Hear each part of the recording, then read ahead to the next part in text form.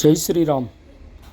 આપ જોઈ રહ્યા છો કે છેલ્લા થોડા ઘણા સમયથી આ જામનગર તેમજ દેવભૂમિ દ્વારકાની દરિયાઈ વિસ્તાર ઉપર ગુજરાત સરકાર દ્વારા અવૈધ દબાણોને દૂર કરવા માટેની કામગીરી હાથ ધરી છે।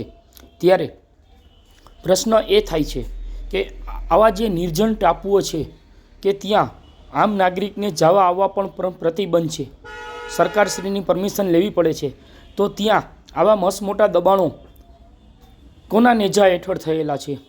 આ દબાણો કરવા માટેનું ફંડિંગ ક્યાંથી આવેલું છે, કયા કન્ટ્રીમાંથી આવેલું છે, કોના હસ્તક આવેલું છે, તે ખાસ તપાસનો વિષય બન્યો છે।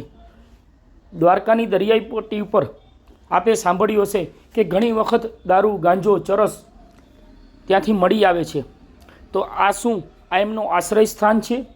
બહારથી કન્ટ્રીમાંથી જે આવે છે ઘૂસણપેઠીઓ, શું આવા નિર્જન ટાપુઓ પર તે વસવાટ કરી અને ભારત વિરોધી કોઈ ષડયંત્ર કરે છે?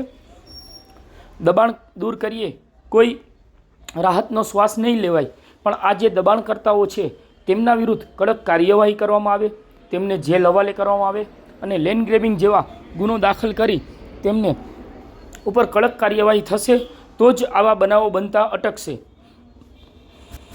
ગુજરાતના માનનીય મુખ્યમંત્રી શ્રી તેમજ ગૃહમંત્રી હર્ષ સંઘવી સાહેબને જણાવવાનું કે આવા જે દબાણકારો છે તેમના ઉપર તાત્કાલિક પગલાં ભરવામાં આવે, તેમજ આગળ કોઈ આવું દબાણ ન કરે તેમની તકેદારી રાખવામાં આવે, કેમ કે આ એક ભારત વિરોધી બહુ મોટું ષડયંત્ર રચવામાં આવે છે અને સ્થાનિક લોકલ નેતાઓનો પણ આમાં કોઈ સપોર્ટ હોય તેવું જણાઈ આવે છે, કારણ કે અવળું દબાણ કોઈ નાની સૂની વાત ન કહેવાય। દરિયાઈ સુરક્ષાને ધ્યાને રાખી આમના ઉપર તાત્કાલિક ધોરણે કાર્યવાહી થાય તેવી લોક માંગણી છે।